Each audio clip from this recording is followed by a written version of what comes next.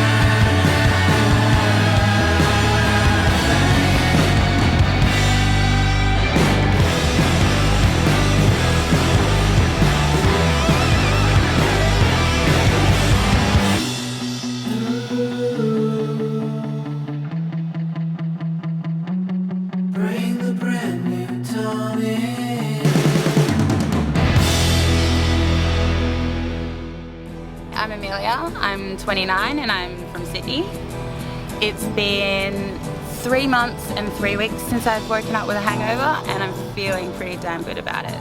Hello, welcome to Accentuate the Positive Media. So great to see you again today. I'm so delighted to have Raine, the founder and CEO of Hello Sunday Morning, with me to have a chat to. Hello Sunday Morning is a movement which helps empower and uplift people, and it's all about maybe rethinking the way we use alcohol. Hi Chris, how are you? Hello, thanks for having me. So great to have you on the show. Now tell me the inspiration behind Hello Sunday Morning.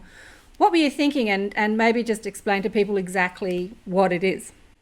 So Hello Sunday Morning began with a hangover when I was 22 years old after a series of pretty bad hangovers, and realizing that I wanted to get more out of life, and drinking wasn't the worst thing, but it was the amount that I was drinking was holding me back, and I wanted to reduce that and change my relationship with alcohol. So I committed to not drinking for the entirety of a year and wrote a blog about that experience, you know, what I experienced on Saturday night, what I experienced going out on dates, things like that that are often challenging without drinking in the culture that we have, and write about them. And then that grew into something where my friends were involved and wanted to also take a break and explore their relationship with alcohol. And it's continued to grow since that. 5 years ago, now over 60,000 people have signed up and are part of Hello Sunday Morning. And we've also, started a really good conversation outside those 60,000 culturally in Australia and around the world, that we can actually reframe the way we look at alcohol in our lives, but also as a community. Look, hallelujah, I'm with you there. Look, I have to say, when I was in my 30s, I gave up alcohol, not for the same reasons as you, but I was doing a lot of energy healing work, and I figured that smoking and drinking and the culture that I was participating in and thinking that it was perfectly normal to participate in was not really benefiting who I was trying to become. And so I gave up alcohol completely for 5 years, and that was eye-opening. It was so eye-opening. I was just like, oh, wow. It was like I had been hypnotized. And I woke up, and what I saw was, I looked around the world, and alcohol was so pervasive. Everything we did included alcohol. So when we gave birth to our babies, when we had birthdays, when we had funerals, when we got everything, every celebration, we included alcohol. And why? I kept asking why. Why is it that we feel we need to be other than who we are? Because alcohol only takes a couple of drinks and you're already feeling like it's a powerful drug, It's a powerful drug. And why do we need it? That's the question I was asking. Is that what you found? Well, I think that was definitely the question that I had, and yourself had, and should be a question that we always ask of all drugs that we use. I think it's important to realize that we're a drug-taking society. So drugs will always be part of the fabric of our communities, and whether that's legal drugs such as alcohol, nicotine, caffeine, or pharmaceutical drugs that help us, whether it's with our mental health or medical conditions. Also, illicit drugs such as cocaine, MDMA, ice. They're part of who we are as people. Like, we use them as tools for a number of different reasons. Yeah. The point of Hello Sunday Morning and the point of the work that our team does is helping people understand why they're using that particular drug, and ideally find better choices and better habits to get what you're using that drug for, without depending on it in such an excessive way. And with alcohol in our society, because it's a legal and recreational drug, 80% of people drink, and we use it for a lot of reasons that there's probably either better drugs or better things a person can do to live a healthier life. So we don't take a stance that's against alcohol or against drugs. We think that the role of technology and the role of organizations like ours is to help people find better drugs or better ways to get what you're getting out of the drugs. So what do you mean by better drugs? Do you mean better drugs as in, like, you could meditate and find that same euphoric feeling? Yeah. Like, is Yeah, that absolutely. a better drug? Yeah, yeah. But also, even a large percentage of people that are drinking to excess and drinking in an unhealthy way have some mental health challenge that they're also self-medicating for. So there's probably medication that's right for them that would help them with that condition. That would mean that they wouldn't have to self-medicate with alcohol. Okay. So that's sort of it. So there's also that component. But I think we often see, we kind of just stick with what we know, and we know we're not open to exploring what might be better for us and what might be a healthier path. And that could be actions that take, like diet, exercise, sleep, but it could also be ways of medicating better. And yeah, so that's an important part. I know. Look, I remember at school, when you first discover alcohol, it's like way before it's legal. I don't know if this is you, but it was definitely my generation. And we used to come to school and brag about how out of it we got on the weekend. And the more out of it you got, the better the story, and the more your friends would applaud you and cheer you and go, Anya, that's so great. You got so wasted. And that whole idea that getting wasted is that's what we're supposed to do. Like, let's just get wasted. Got a problem? Let's get wasted. So, look, I congratulate you on what you're doing, because it's just shifting a paradigm and shifting people's mindset to come back to self when you're looking for joy or looking for euphoria or happiness or comfort or courage. You've got it inside you. It doesn't have to be in any sort of form. It doesn't even have to be in food or coffee or tea or soy chai lattes. That's my drug. But so tell people exactly how Hello Sunday Morning works. So, well, we experiment with a number of different things. So we have partnerships with universities and clinical researchers and web developers and content. So we're very much a partnership-driven organization, and the products that we've built today. Essentially, there's three. One is the overarching campaign, which is the Hello Sunday Morning campaign, which is a lifestyle brand for people to question their relationship with alcohol, to have a conversation about it. And that's kind of going out there all the time and supports it all. There's the online website that helps people feel connected to other people going through the same challenges that they are. So you can come on to hellosundaymorning.org, sign up, and be connected with people that are going through a similar challenge to you, and whether that's completely removing alcohol for 3 months, 6 months, 12 months, or even just having the intention to be mindful of how you're using it, change that. You can do whatever you like. But that's an important part, is that connection. And then thirdly, there's an app that we've built that helps people that might not be ready to make a big commitment of time, but can access a number of different challenges, hundreds of different challenges that have come up through both the science but also our community, to help people redirect their attention and energy when they're faced with the choice to drink or to do something else. And so that's what we've done today. And we've learned a lot about if they work, and they do, and how do they work and for whom. And over the next 3 to 6 months, we're taking what we've learned to combine them into one product experience ultimately that helps different people achieve that same outcome in different ways. So that's what the team's working on now, and that's a big part of the work that we're doing.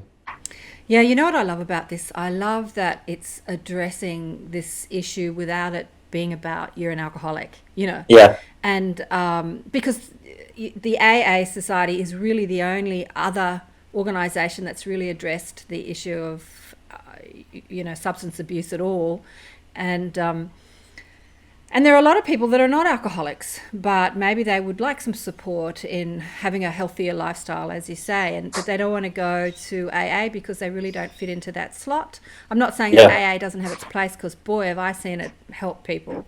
Yeah. But I think it's great what you're doing, and just having that support. I saw you speak at the latest Social Goods Summit that we had recently on Saturday in Australia, our first Social Goods Summit, and there was a young man who came down to ask you a question with his baseball hat on backwards. He was such a cool dude, and he said, I really like your idea, but I don't now know when I'm out with my mates how I can not participate because of this peer pressure. And I really don't know where to go and celebrate and enjoy my life without alcohol being involved. It was like a real challenge for someone of that age group. I don't know, I think he was in his early 20s to, participate in what you're asking people to do, and also feel like they still belong to their friends and their peers and they're not crazy or kooky. How do you support people like that? Yeah, he was funny because I gave him an answer which I'll give now, but then he said, "Oh no, it's your product that does it." He kind of almost sold it for me better than I could. But the truth is, I think that process of challenging the culture that we have around us is very much an individual process, and you have to go through that, and you have to be able to decide for yourself. And with all these challenges, whether it's alcohol or drugs or even ideas, they're a matter of individual choices each day, each moment that we take, and those choices add up, and that's what all addictions on whatever level are.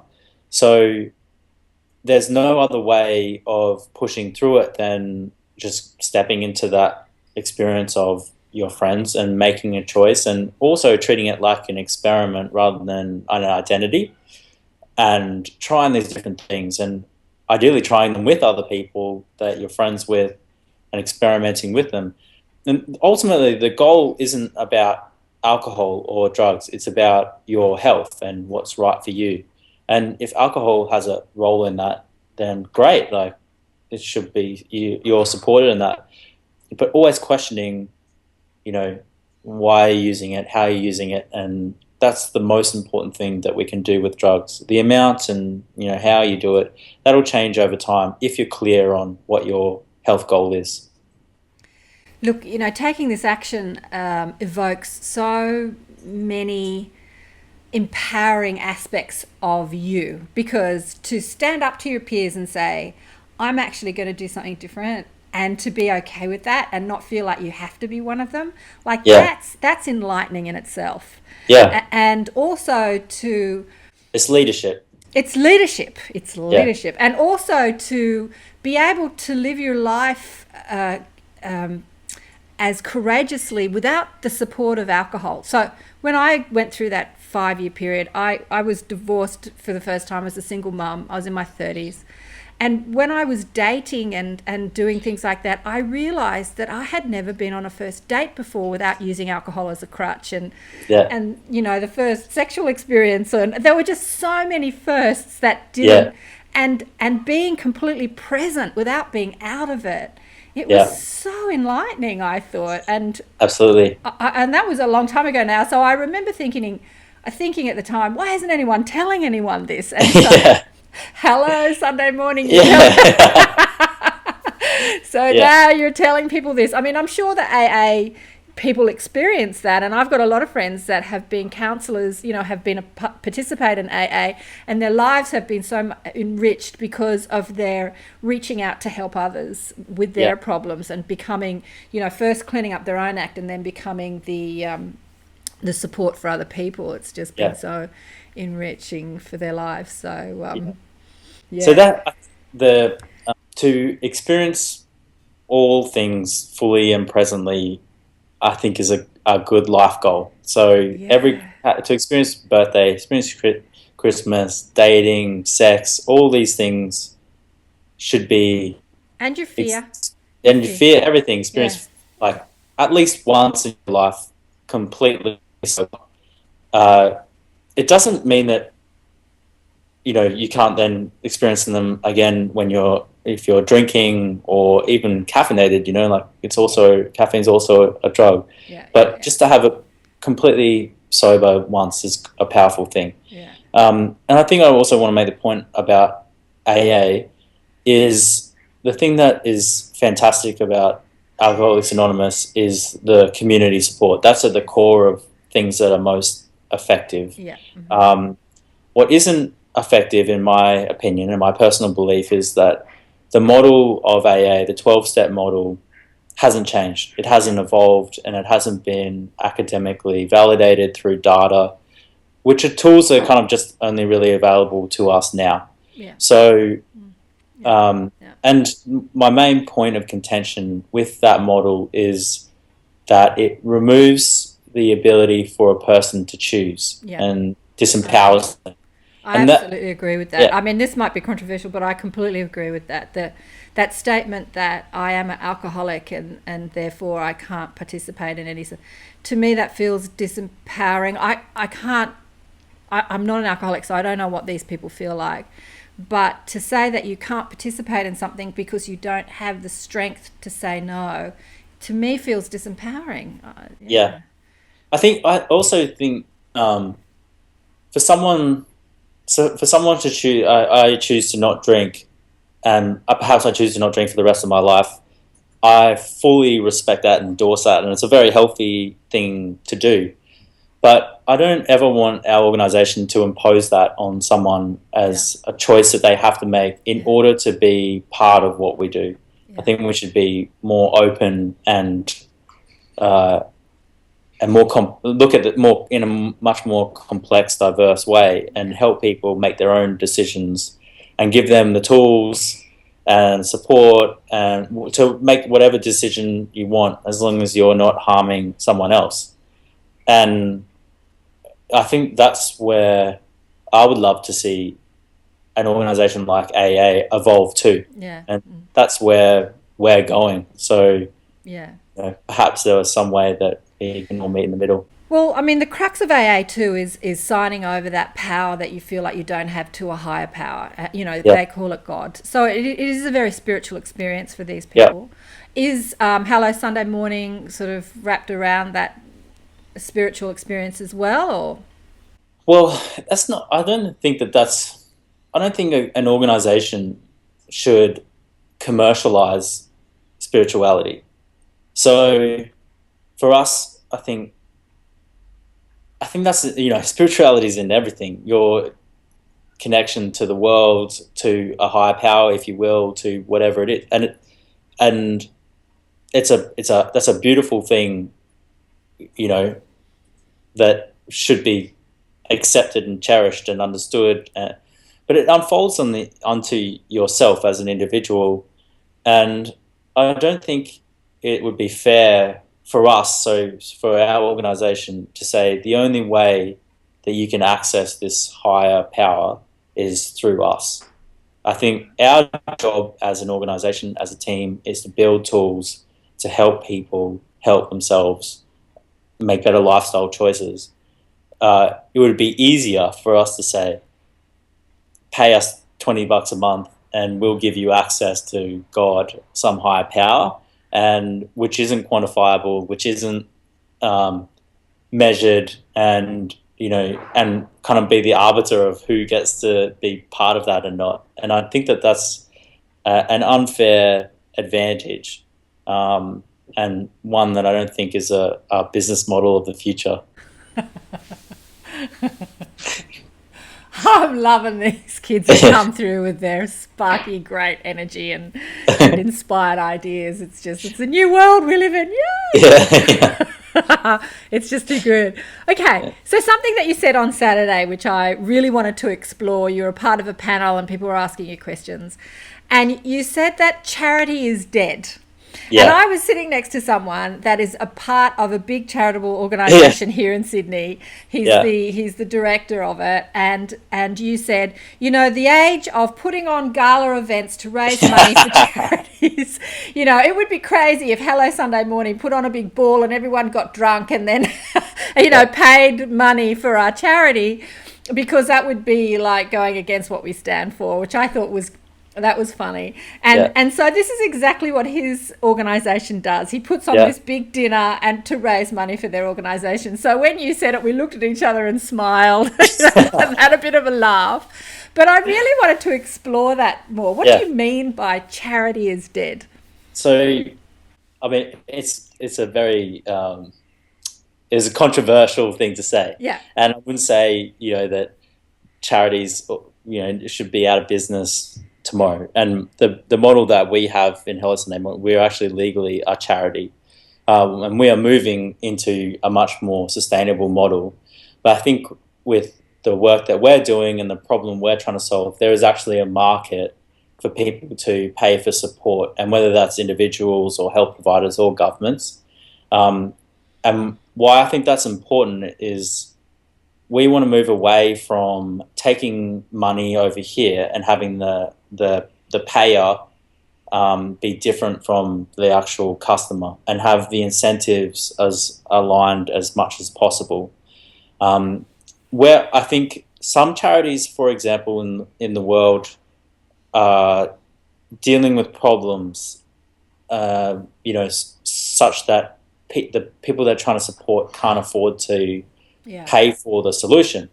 And so they, do a social enterprise model, where you take money here and then give it to, say, for example, a charity that's doing work in Africa or in women's rights in a third world country, if you will. Then that model, is probably a long-term model. But around health and a lot of the externalities that corporates create, we as a society, whether that's nationally or globally, should build organizations that bring the idea of profit and purpose together, that we,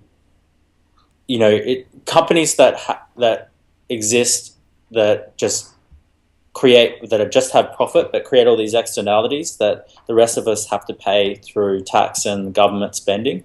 I think that model is dying, and it will take time to die.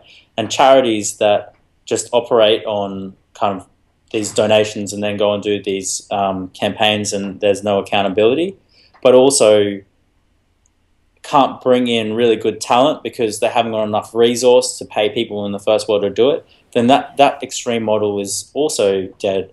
And so what I mean by that is I think we're moving towards all organizations being both sustainable in terms of financially, but also sustainable in terms of transparency on the purpose that they deliver. And the future organization, I think all marketing will just be telling the story of what the company is doing to be part of that global shared value, rather than just trying to help you individually, with a little tool to, make your life sexier or whatever. So that's my hope for the world. That actually... So you're saying that charities should get with the program and become more social entrepreneurial and create products that they can sell in order to raise money, rather than actually just asking for donation. So become more of a business rather than a charity, I suppose. But it's not to kick charities, I think so. Businesses should be, and I think the market is wanting this. Markets want companies with a social conscience. And if that's the case, then there's a market for social outcomes that charities should be tapping into. So the more that happens, the more charities move away from businesses over here, social outcomes over here, to the middle where, and it's getting closer and closer to that. Yeah. And that infrastructure is being built now with different kinds of organizations. And so it's an exciting future for both corporates and charities, and perhaps ultimately there'll be just one style of organization. Yeah, look, absolutely. I think on my Difference Makers page, I've got Richard Branson saying, if you're not in business to, help other people or uplift other people or give to other people, then you shouldn't be in business. I think it's something like that. He says, I'll have to read it.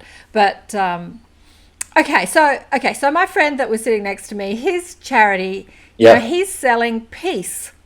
Yeah. So last year, myself and Deborah Shepherd from Embrace Life put on a Peace Day festival. So we had a product, but we were selling peace too, and it's kind of hard to sell a concept like peace. Yeah.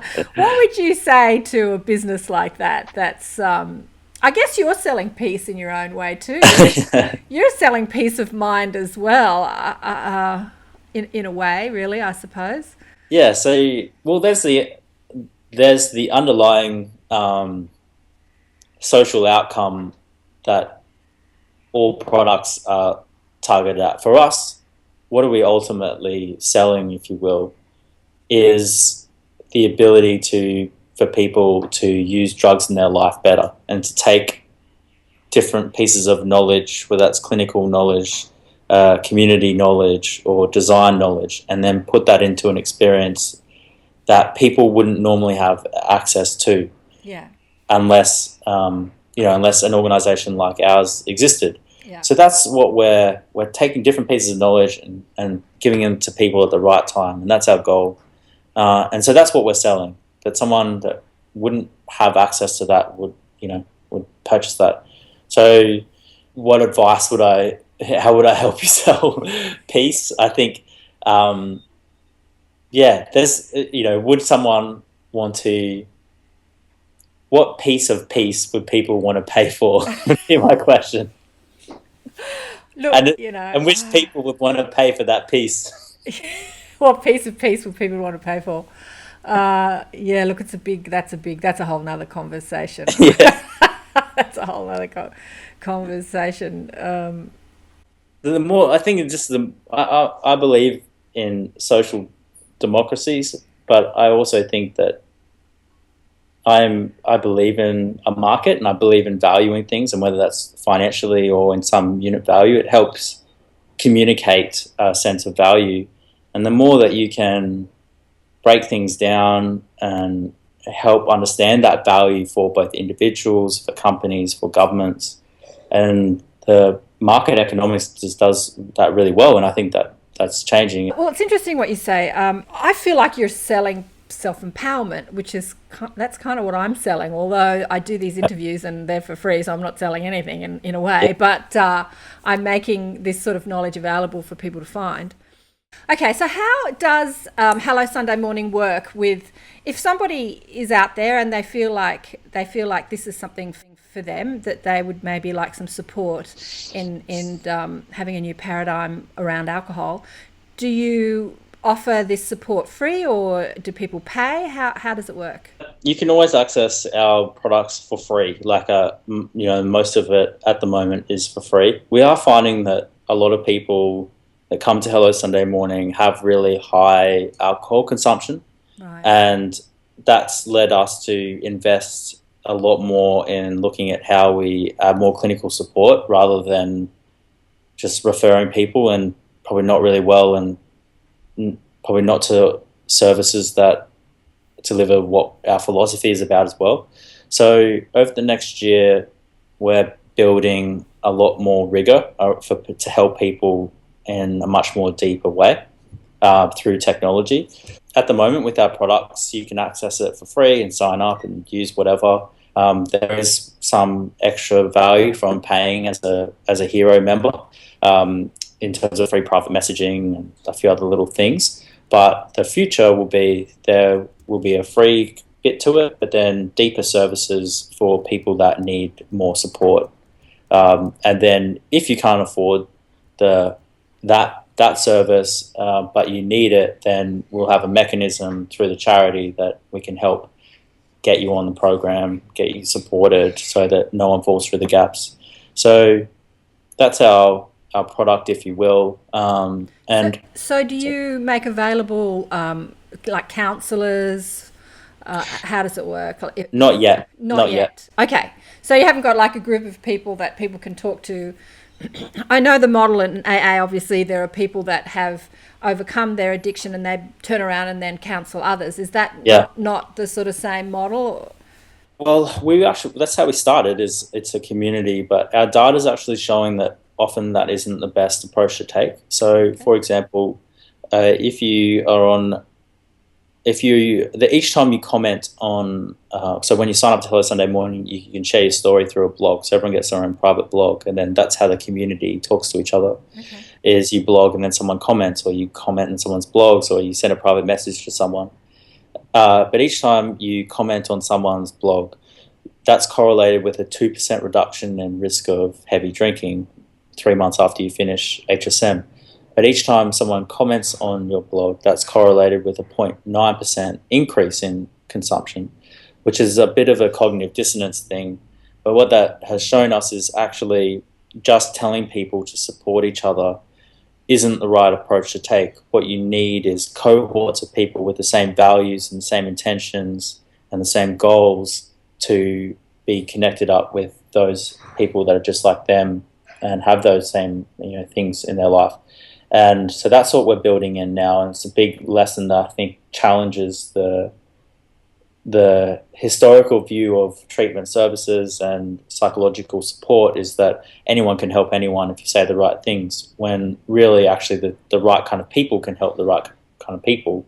But when you haven't got that, then often it creates more problems than not. So that's what we can see with technology, that I think most services perhaps haven't been able to measure, is we can look at the stuff that people do, look at the interactions, and then correlate that to consumption change to go what does and doesn't work, and it's very measured. So that's the future of support, is that for example, if you were to turn up to AA and you just wanted to moderate your consumption, you didn't want to quit forever, and you felt like that was the right thing for you and you couldn't do, actually that model wouldn't work there. So you would kind of be ostracized, but if you wanted to quit forever, then great. There's a lot of people that have that value system. You would be told that you can't just moderate; you have to quit forever because you're addicted, and therefore you have no power over this addiction. Look, I remember when I was young. I won't say how young; it was just disgustingly young. I went on a ferry boat party, and one of the boys there had one of those huge 4-litre casks of wine and said, how about you and I polish this off? And I remember sculling this wine, and what was fascinating to me was I couldn't taste it anymore, and so I kept drinking it, trying to taste it. Oh my God, I was so sick. So I came home, I had vomit all over me, and my mother was disgusted, and she was screaming and yelling at me. She had a friend staying with her, and she was embarrassed and disgusted. But the friend was my saviour, because I went to her the next day and got a bit of compassion because I was so ill. Yeah. But I was ill and I was young and healthy, and I was ill for like a week, maybe 2 weeks after that I was ill. Yeah. I was poisoned. So in that moment I decided that I had to be responsible with the way I drank. Yeah. And I didn't drink for years after that, like 3 or 4 years. But I was very young, I won't tell you how young. Yeah. But, that it's just such a powerful thing. Alcohol can make you so ill, and there you have it. You said that you woke up with a hangover. I mean, the hangover is it's pointing at what it's doing to you. If you can be that sick, it surely can't be good for you. But the odd glass over dinner, that's how I drink today. Yeah. The odd glass of wine. And I actually don't like the feeling of getting drunk anymore, because I'm drunk on life. And that's what giving up for 5 years helped me find, to get drunk on life without using a substance. I remember going to a party, and I was having a rip-roaring time and laughing and dancing, and at the end of the night said, I'm going home, and all my friends said, you can't drive. Yeah. And I said, but I don't drink. And they said, but you're so drunk. Yeah. I said, I'm just happy. Yeah. That's a really great place to find that happiness. Yeah. Happy for no reason, just drunk on life. Yeah. I mean, there's two stories there. Like that's an experience that everyone should have, where, you know, around friends, and that people think that that challenges the culture that you need to drink or to take drugs to enjoy yourself and be fulfilled. That's it. And I think there's a big there's a whole industry to convince you otherwise. That I'm not 100% against. I think alcohol does have a role in society, but it's our job as individuals to learn that that's not true. That there are like other belief systems that we can ascribe to. That other story that you had about your experience when you were younger, I think these experiences are inevitable. Young people, by their nature and the way their brain works, are going to take risks. Social risks, physical risks, behavioral risks. Yeah. And, and a lot of people get in contact with me saying they want to share their story about how they took this risk, and often it went really terribly, and, something, was worse than vomit, like something terrible happened in their life that reshaped them. And I think as a society, we think that in sharing that story that will prevent young people from taking those risks, but it won't. It doesn't. No matter what you say, that's knowledge, it's not wisdom. I have to say though, Chris, I did tell my daughter some of my hair-raising stories, because I was definitely one of these people when I was young that wanted to try every dish on the smorgasbord. Sign me up. I want to go for that and see. And I said that to her. I said, look, I did this and I did that, and I said, life's a smorgasbord. Try it. Yeah. And it gave her a sense of freedom where before she did reach for that dish, she thought about it. Maybe this doesn't look like a good idea. Yeah. And then she watched her other friends indulge, and they didn't look too happy, so she thought, yep, doesn't look like a good idea. and that's great. But I would say, like, another thing is a lot of parents get in touch with me and say, oh, how can I get my kid to talk to you or do this program and stuff? And often, they're people that I know, I look at their relationship with alcohol or drugs, and they're saying they want the kids to do one thing, but they're really reliant on it on the other hand. Yes. And so in that breath, I would say that, the fact that you can go to a party and have a good time, that's more powerful for your children to see, than any story of negative experience, because they can see that actually it's possible and okay, and those behaviors can be modeled in a way that they would like in their life. So that,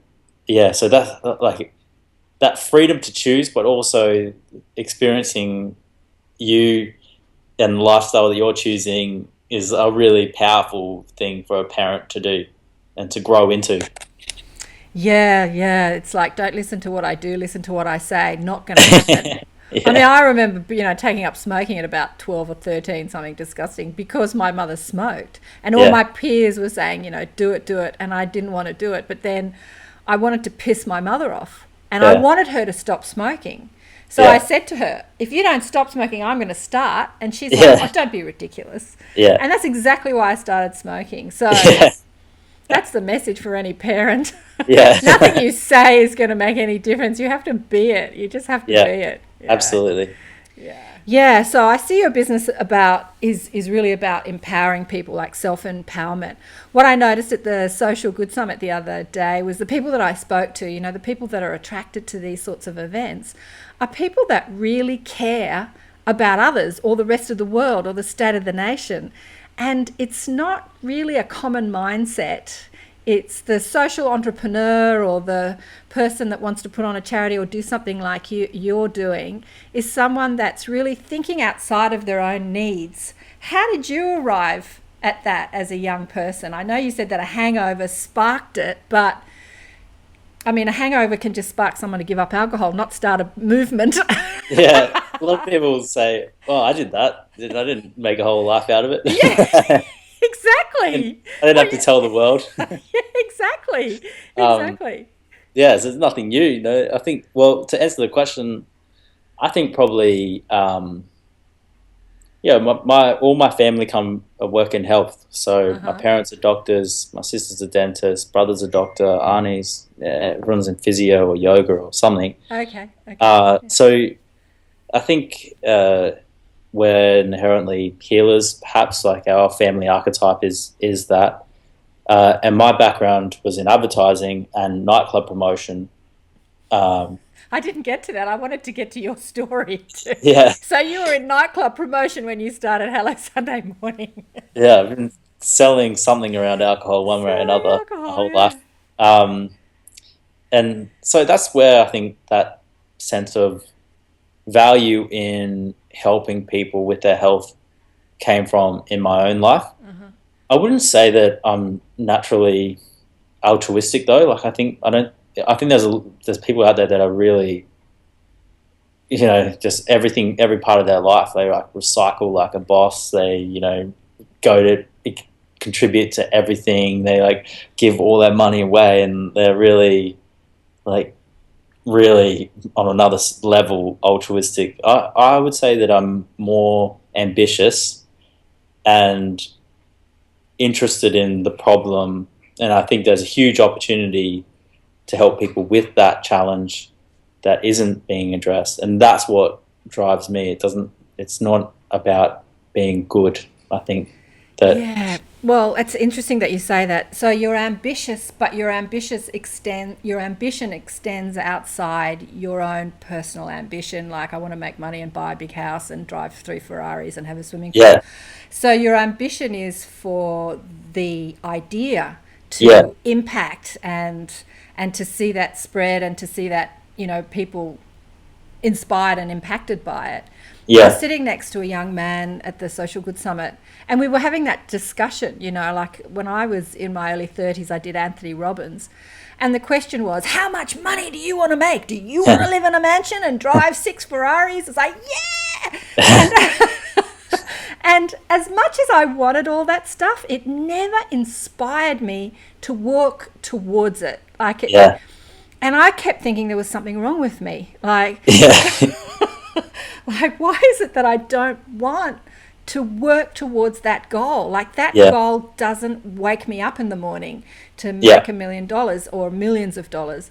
And I think that the mindset of people involved in social good is that they're inspired by the impact that they make, by the difference that they make, and not the money that they make. yeah. And I think there's also an element of creativity too. Like there's a creative process that isn't necessarily just about the impact. You're building something new, creating it, bringing in different ideas and innovating. There's something that's very fueling about that. Yeah, yeah. And then sure. like a lot of some of my friends, from high school, they get in touch and they say, "Oh, I want to, start a charity or go and work for a not-for-profit. I don't find meaning in my life." I think you can actually find meaning in corporate as well, and that comes down to the team that you're working with, what you're building together. It could be an accounting service. It could be something that is making people's lives better through design, and that has a purpose just as much as the work that Hello Sunday Morning's team are doing. And there's been times when our team hasn't worked well together, and that I think emotionally we're not serving the world in the way that we have a responsibility to. And I think that's the most important thing, like to get up in the morning and find work that you really enjoy to do, and spending your time well and feeling good about that is more important than purely having an impact. So that's, I think it doesn't matter the vehicle through which you do it, but living that value system is really important. Yeah, being fulfilled. Absolutely. So I want to ask you about, where Sunday Morning is going. It started 5 years ago. How many people on your team? So, team 5 people in our office here in Sydney. 5 people in your office? Yeah. And they can all hear me. Yeah. So it's a small team in Australia. And so how's it grown? Like, have you had interest from overseas? Have you had other people say, this is cool, I want to do this in my country or my city? What's happened? So we've had different partnerships with governments, so New Zealand, Australia, state governments, federal governments, partnership in Ireland, and Hello Sunday Morning has always been a campaign. So our past, our heritage is doing a campaign, doing videos, doing TVCs, and getting people to sign up and doing social media stuff around a really complex and tricky issue to get people engaged in. And I think that has been our heritage and our past, and we'll continue to do that. But our future is around technology, and it might be two separate organisations. Hello Sunday Morning does the campaign, and another organisation builds the technology that has a clinical support. So, but ultimately, our impact and what we want to bring forth into the world is a change in the culture around how drugs are used, and that's alcohol or any drug, in a much more compassionate, design-led way, and that's our little niche, is the technology part of that, and there's also policy change and advocacy and cultural change that is much bigger than us as an organisation. But that's what the team is inspired towards, is achieving that goal. So for anyone listening to this or watching this, if they see it as something that they want to participate in, or maybe they see, they want to show it to friends or their kids or their parents or whatever, how do they get involved? Because people are listening and watching this, globally. How do they get involved? I think you start with this Sunday, and when you wake up, think about how you feel and what's going on in your life, and you can use one of our tools, whether it's the app, and you can check in, or sign up to the website if you need some more support. But it's not really about us and what we do. It's really about people thinking about their relationship with alcohol and drugs, and how that relationship can be improved week to week. So it might be just waking up on Sunday and doing something good for yourself or your family, and that's the best way to be part of Hello Sunday Morning. Yeah, rethinking the getting wasted on Saturday night. Yeah. Chris, Raine, thank you so much for chatting to us. I just had this thought about synchronicity. Last night I stayed up until like 1 o'clock in the morning watching a movie, and it was called Flight.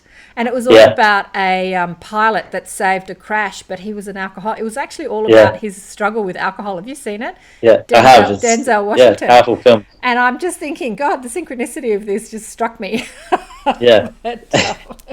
See, with that film, like, that's an example of someone that underneath wants to change, but hasn't got the tools or the ability to get there, and there's this whole other story that's happening in his life that's not addressed, and he gets away with it, and that's part of it for him, that in a better, more compassionate society, those things would be explored well and not criticized or stigmatized. So it is definitely a powerful film that I'd recommend people watching too.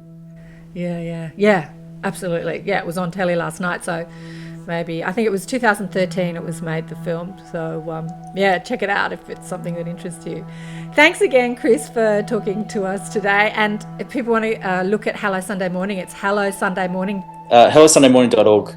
Just type in Hello Sunday Morning, you'll find it. So it's HelloSundayMorning.org. Beautiful. Cool. Thanks for having me. Thanks again, Chris.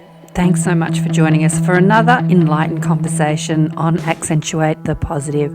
If you would like spiritual guidance, go to KarenSwain.com for a reading, or to listen to more enlightened thought leaders share their wisdom. Go to the listen page on KarenSwain.com and choose who you want to listen to. All the podcasts are also available on iTunes. Remember to check us out on Facebook, Twitter, Instagram, Pinterest, you name it, we're there. Until next time, bye for now.